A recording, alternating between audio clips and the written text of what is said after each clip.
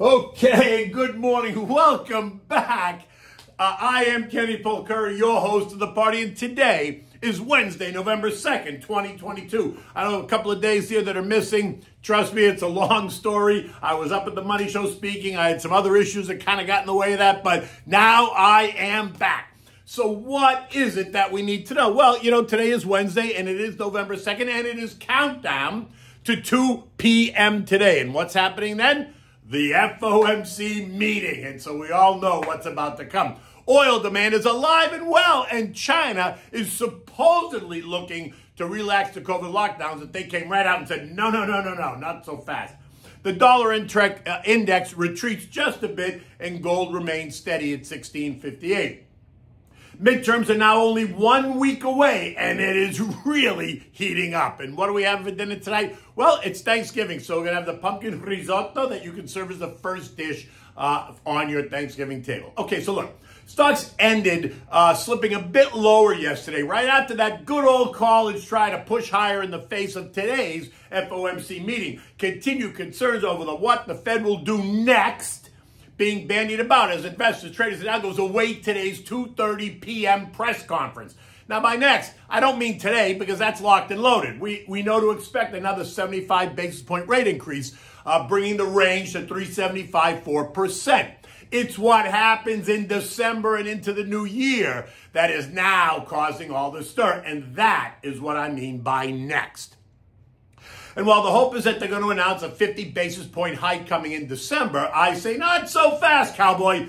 Reality is we have not seen any evidence at all that inflation is responding to the most recent moves in interest rates higher. Yesterday's JOLTS report, the Job Opening Labor Turnover Survey, revealed that we got more job openings than expected, keeping employees fighting for workers by having to push wages higher. And that will continue to put pressure on the Fed. You see, JJ wants to see that number decline. He wants to see less job offers. He wants to put employers back in control of what they're willing to pay. Currently, with the job openings increasing, the sense is that the worker is in control to demand higher pay, and higher pay leads to higher prices, as all costs along the rising scale ultimately get passed on to who? They get passed down the chain and end up as higher prices paid by you and me, the consumer. In addition, the ISM new orders also rose to 49.2, up from 47.1, while the S&P U.S. manufacturing PMI rose to 50.4, up from 49.9, and ahead of the expectation of 49.9. And those are also suggesting stronger demand, which aligns with continued higher prices. So before you go betting the ranch, I need you just to think about that for a moment. Remember what JJ told us right back in September. Inflation is the key metric, and the Fed was not going to pull back to push on the brakes or to pull back on the gas until they saw a significant decline in the pace and rate of inflation. We are due to we're going to get 5 more Fed reads on inflation between now and the December meeting, so there's going to be plenty of data to assess along the way. So in my mind, it's going to be very hard for him to justify slowing down on the pace of rate hikes if we don't see inflation starting to respond to those higher rates. The trick here is that we must, you got to wonder, how long is it going to take for these higher rates to cause a reversal in demand? That's the question. There are some economists that suggest it might take 3 or 4 months, while others suggest that it kicks in starting at 7 or 8 months.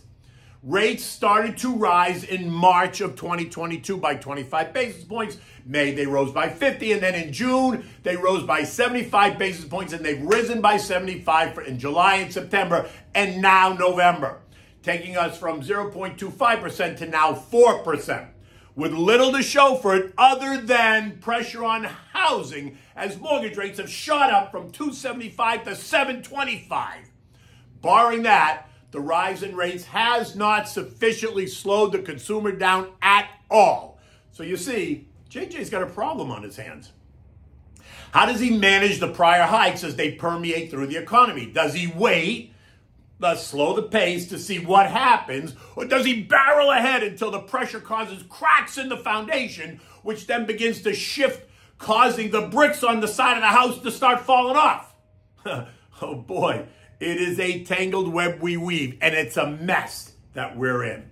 And while stocks did start out strong yesterday, by 10 o'clock they entered negative territory, and they stayed there all day. By the end of the day, the Dow lost 80 points, the S&P gave up 16, the NASDAQ fell by 98 points, the Russell bucked the trend and actually rose 4 points, while the transports lost 63. The bond market rallied a bit, sending yields down, but they're still inverted. We're now in the 20th week of yield curve inversion. And on Monday, we saw the 3-month and the 10-year invert, even if only for a short time. And that's supposed to be the final nail in the coffin, suggesting that a recession is absolutely, definitely, without a doubt, coming to a theater near you anytime now. This morning, we find that the 2-year is yielding 4.5%, the 5-year is yielding 4.25%, and the 10-year is yielding 4.04%. Lots of talk about how the shorter duration bills and bonds are causing some investors to wait it out. The current yield on a 3-month bill is 3.99%, while the 1-year is yielding just as much as the 10-year at 4.04%, leaving some investors, think maybe the baby boom set, to consider putting a percentage of cash into those short-term instruments and guarantee themselves a positive return until they feel a bit more comfortable about what the future looks like. And that will be a challenge for stocks, at least in the near term, right? The 20 to 50-year-old set has no interest in doing that, nor should they. They got too much time on their hands. Let's not get crazy now, okay? Oil rose and is climbing once again on, guess what? More demand. Isn't that unbelievable that demand remains strong for energy? I think it's just crazy that there's so much demand out there. So go figure. Yesterday, the American Petroleum Institute reported that crude stockpiles fell by 6.5 million barrels for the week ending 10/28. The expectation was for a rise in inventories. Gasoline inventories also fell by 2.6 million barrels versus the expected decline of 1.4. And all that suggests is that demand is alive and well. In addition, there's a rumor that China was trying to think of ways to relax those insane, think really dumb, COVID-19 lockdown policies by March of 2023, but that has already been negated. China came right out and said, no such thing.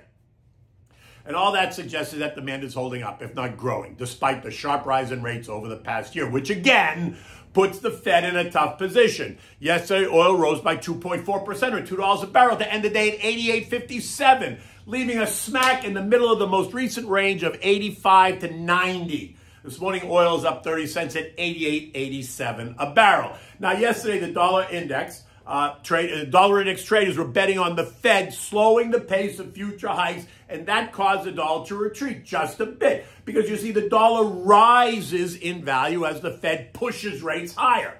So any slowing by the Fed is going to cause the dollar to retreat, even if only for a little tiny bit. Fed fund futures are betting that there's a 57% chance of only a 50 basis point hike in December, which is down from 70% as early as last week. They are looking for a change in the language as the signal to suggest a slowing by the Fed, something I think is going to be foolish, right? Now, the Fed could open the door to the idea that this could happen, but in my opinion, the Fed needs to keep the pressure on the idea that 75 basis points is still very much on the table. You see, it's always easy to cut the expectation of the pace of the hike as we approach the December meeting, rather than cut it now and then have to raise it ahead of the December meeting if inflation continues to show an upward bias. This morning, the dollar index is hugging the trend line at 111.28. Now, gold is holding steady at $16.58 an ounce after testing the $16.30 level a couple of times in the past 2 months. A weakening dollar will certainly help gold and other commodities find stability, if not more demand. Watch for gold to test trendline resistance here at 1688 is going to be the next kind of a headwind for gold. Will be that level at 1688. The midterms are now only 6 days away. Expectations are for a split Congress, and if so, we can expect the market to do better 3, 6, and even 12 months out, right down the line. A split in Congress forces both sides to come to the middle, eliminating the fringes in both parties. We will also have full clarity on future fiscal policy as we can be sure that the Dems will no longer be driving the bus, and that would be a welcome move for the markets. The races are heating up. Early voting is at all-time highs across the country. In fact, Georgia, which was accused by the left of hampering early voting, is seeing a surge in mail-in ballots and early voters taking to the polls. So much of the argument that the GOP is hindering efforts to get out the vote. By this time next Wednesday, we hope to have a much clearer picture of the 4 swing states that are key to who controls the Senate for the next 2 years. The surprise will be if the Dems fail to hold on to that very slight majority. U.S. futures are essentially flat this morning. Dow futures are down 5. The S&P was down 2. Actually, Dow futures are now down 7. The S&P is down 5. The NASDAQ is flat, and the Russell is down 5 points. In addition to the FOMC meeting, we're going to get mortgage apps at 7 o'clock. Expect more weakness, and we're getting a sneak peek at the ADP employment report, which should show an increase of 185,000 jobs, a precursor to Friday's NFP report. A stronger number is not what the Fed wants to see in either of these two reads. Capiche? Yesterday, Amazon also fell by 5%, right? Exiting the $1 trillion club as investors are reconsidering the warning shot that Amazon fired around this holiday shopping season, how they expected to be weak and all that crap. It took the stock down $5 to $96.79, leaving it now down 48% from the November 2021 high. Amazon is now trading at levels last seen between August 2018 and March 2020. That cycle, it traded right in there very tight for, nearly 2 years. A failure here could see more investors bail out, testing the fall 2018 levels, 75 lows. Just FYI, I am not in the sell camp at all. I'm thinking about just backing up the truck. European stocks are mixed as they await the next Fed move and await the next Fed move by the Bank of England. The Bank of England is expected to raise rates by 75 basis points on Thursday, but they are also expected to soften their language, right? Think dovish. Spain reported that the September manufacturing activity plunged in October, marking the 4th consecutive month of shrinkage as surging inflation, their inflation rate is 8.7%, takes its toll on the economy. Remember, the ECB did raise rates by 75 basis points last week. The S&P closed at 38.56, down 16 points after testing the 100-day moving average trend line. If the Fed suggests that the December move is going to be 50 basis points, then I would expect a bit of a further rally. But anything less than that will cause more churn to the downside until analysts and strategists dissect and digest the comments and the tone at which he said it. Will he be able to convince investors that it's all working out or not? We're in the 3,800, 3,900 trading range. A push up and through 3,900 could see a run to 4,000. The level that I think will be the year-end level, right? I'm still waiting for Goldman to leak what JJ and the Fed are thinking, so sit tight. But unless the data is much different than what we expect, I think you're going to see a pullback, but any pullback will be met with reasonable demand, taking us back into the 4,000 range by the end of the year. Sit tight. You know how I feel. As a long-term investor, you want to stick to your plan. You want to take advantage of weaker prices in stocks that you own, whose fundamental story has not changed, right? Take advantage of the dollar cost average. Take advantage of the dividend reinvestment program. Overweight those big, boring, but beautiful names, right? The stuff that people need. Again, I know it sounds like a broken record, but at this time, stick with the staples, utilities, healthcare, energy, while underweighting but not eliminating tech, basic materials, and communications. Okay, so what are we doing for dinner? I said to you, Thanksgiving is coming, so now I want to talk about some other dishes beyond just the turkey. And this one's the pumpkin risotto, right? And it works perfect for this meal, partly because it's a really fall dish. You can make this right through, honestly, winter, because it's a nice warm dish and it makes your belly feel all good. So you need pumpkin puree, not pie filling. You need the puree. You need olive oil, 2 large shallots that you're going to thinly slice. You need 1.5 cups of carnaroli rice. You need 1/2 cup of white wine, not dry and fruity. You need 4 cups of chicken broth heated to a simmer. You need heavy cream, butter, pepper, fresh grated Parmigiano Reggiano cheese, and you need finely chopped parsley. You want to heat up the olive oil, a dollop of butter in a large pot over medium heat. Now add the shallots and cook until the shallot is softened, maybe about 7 minutes or so, right? You want to keep stirring it. You want to add the rice. and cook it, stirring constantly until the rice is translucent and a little bit toasty, maybe about 5 to 8 minutes. Now you're going to add the wine and cook it until the wine is mostly absorbed. Then you're going to take one ladle at a time of the chicken broth. You're going to add it. You're going to stir it. You're going to keep stirring until the liquid is mostly absorbed. And then you're going to repeat the process again until the liquid is mostly absorbed until you've used all the chicken broth. And if you need more chicken broth, just add more chicken broth. And you're going to do this until the rice is tender, right? But yet still firm to the bite. Don't make it mush.